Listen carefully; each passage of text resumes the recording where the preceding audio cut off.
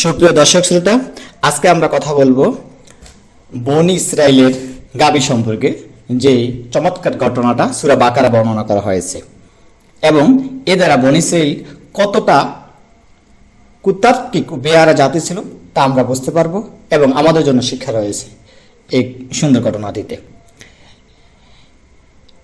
হযরত মূসা আলাইহিস সালামের জমানায় এক ধনাঢ্য ব্যক্তি ছিল, যার কোনো উত্তরাধিকারী ছিল না।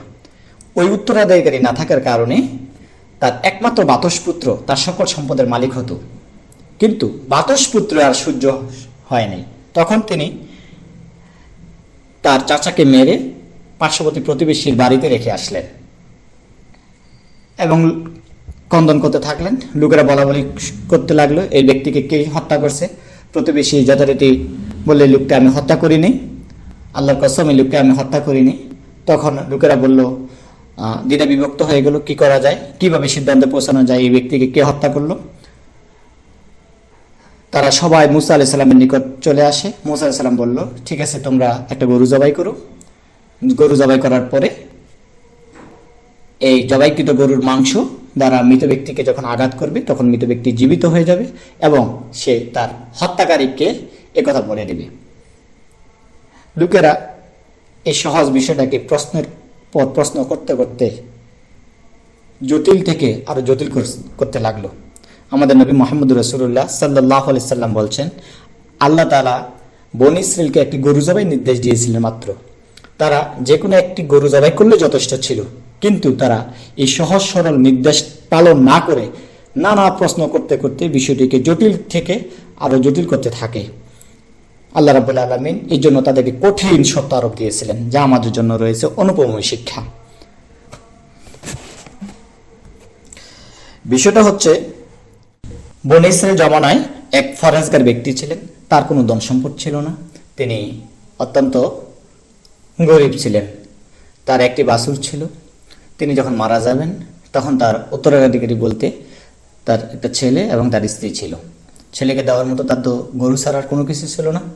এই ফরেজগার ব্যক্তিকে গরুর বাছুরটি ছিল, বাছুরটিকে জঙ্গলে রেখে দিয়ে আসলেন আল্লাহর নামে এবং স্ত্রীকে বলে গেলেন, আমি যদি মারা যাই আমার ওয়ারিশ এই সন্তানকে দেওয়ার মতো আমার তেমন কিছু নাই। তুমি তার যে বেঁচে থাকলে যে বাছুরটিকে জঙ্গলে ফেলে আসলাম, যে জঙ্গলে রেখে আসা বাছুরটি তাকে বাজারে বিক্রি করতে বলবা এবং বাছুরের আয় তার জন্য যথেষ্ট হবে। ওই লোকটি মারা গেল কালের পরিক্রমায়।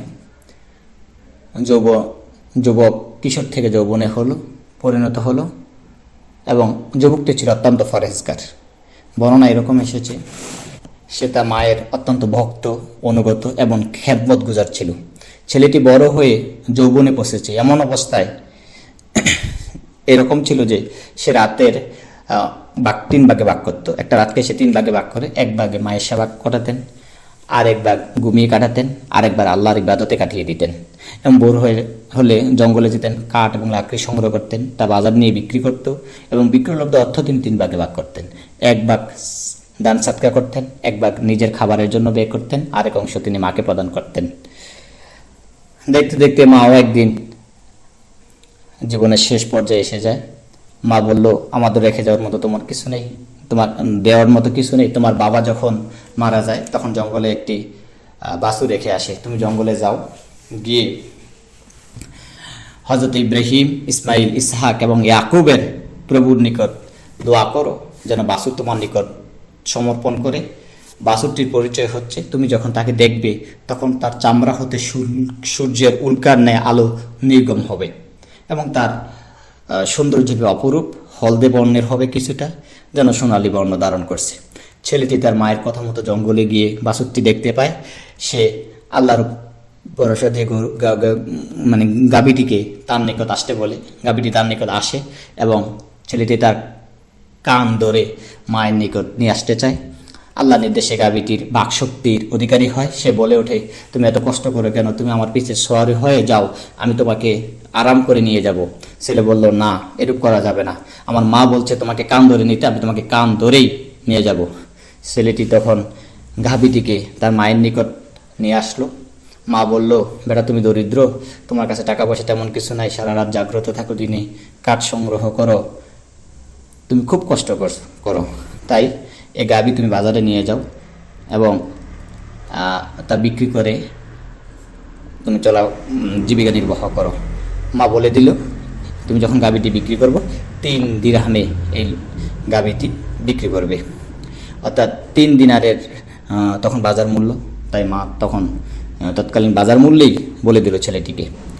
তখন আল্লাহ রাব্বুল আলামিন একজন ফেরেশতা তার নিকট প্রেরণ করেন মানুষের আকৃতিতে ছেলেকে পরীক্ষা করার জন্য।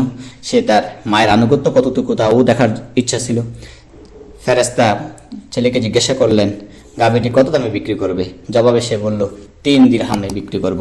তবে সত্য হলো আমার মা যদি রাজি থাকেন। ফেরেশতা বলল, 3 দিরহামে বিক্রি করবে, আমি তোমাকে 6 দিরহাম দেব, তবে শর্ত হলো তোমার মায়ের পরামর্শ করতে পারবে না। ছেলে জবাব দিল, তুমি যদি গাভীর সমপরিমাণ পশমের সমপরিমাণ মূল্য আমাকে দাও, গাভী পশমের সমপরিমাণ সোনাও যদি আমাকে দাও, তাও আমি তোমাকে কাছে তা বিক্রি করবো না, যতক্ষণ না মা আমাকে অনুমতি দেয় এই গাভীটি বিক্রি করার জন্য। অথবা ছেলে তার মায়ের কাছে গিয়ে জানায় এক ব্যক্তি গাভীটির 6 দিনার দিতে চায়। মা বলল, আমার অনুমতি সহ 6 দিনার তুমি বিক্রি করে দাও। ছেলে গাভীটিকে নিয়ে আবার বাজারে যায়। ফেরেশতা জিজ্ঞাসা করে, তোমার মায়ের সাথে পরামর্শ করেছো? ছেলে বলল, হ্যাঁ জিজ্ঞাসা করেছি। মা বলেছে যে আমার অনুমতি ছাড়া 6 দিরহামের বিক্রি করা যাবে না। ফেরেশতা বলেন, আচ্ছা আমি তোমাকে এর মূল্য 12 দিরহাম দেব, তবে শর্ত হচ্ছে তুমি মায়ের অনুমতি নিতে পারবে না। ছেলে বলল, এটা কিছুতেই হতে পারে না। একথা বলে সে গাভীটিকে নিয়ে গৃহে প্রত্যাবর্তন করে এবং তার মাকে এই অবস্থা বর্ণনা করে। ছেলের বিবরণ শুনে মা বলল, বেটা সম্ভবত লোকটি মানুষের আকারে কোনো ফেরেশতা হবে, তোমাকে পরীক্ষা করতে চাইছে তুমি মায়ের আনুগত্য কিনতে অচল আছো কিনা। এবার যদি সে তোমার কাছে আসে, তাকে জিজ্ঞাসা করবে যে আমাদের গাভীটি আমাদের বিক্রি করে দেব নাকি দেব না। সুতরাং ছেলে যায়, অনুরূপভাবে ফেরেশতা আবার তার নিকট আসে, বললে তোমার মাকে গিয়ে বলো। ছেলে অনুরূপভাবে বর্ণনা করলো ফেরেশতার নিকট।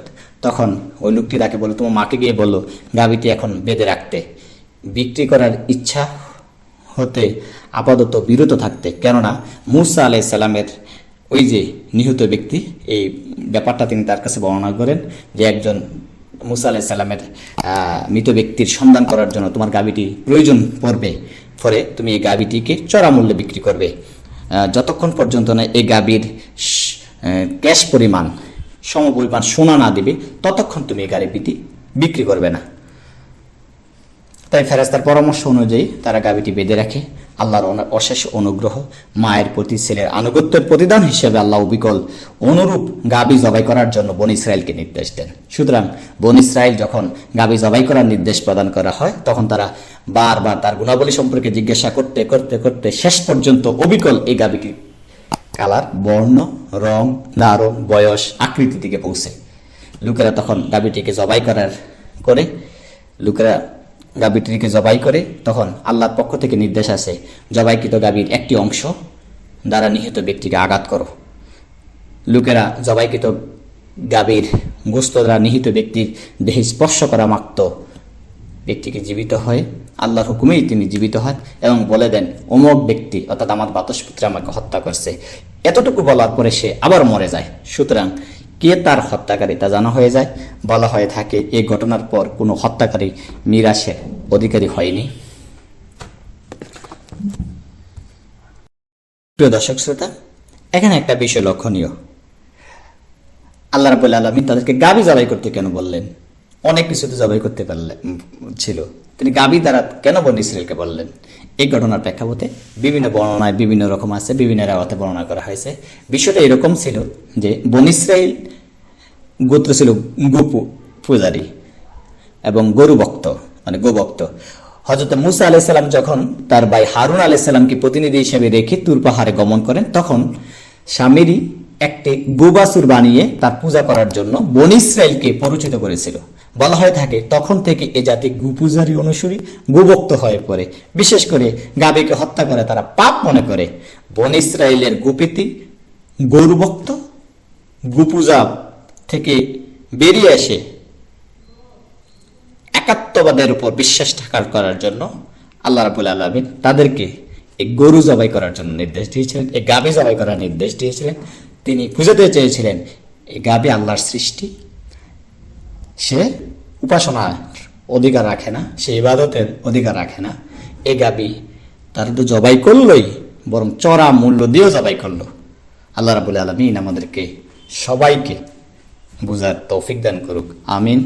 যারা আমাদের চ্যানেলটি এখনো সাবস্ক্রাইব করেননি, মেহেরবানি করে আমাদের চ্যানেলটি সাবস্ক্রাইব করে আমাদেরকে উৎসাহিত করবেন, সে প্রত্যাশা রাখছি এবং সবার জন্য দীর্ঘায়ু এবং সুস্বাস্থ্য কামনা করে আজকের সংক্ষিপ্ত ভিডিওর কথা এখানে শেষ করছি। আসসালামু আলাইকুম ওয়া রাহমাতুল্লাহি তাআলা ওয়া বারাকাতুহু।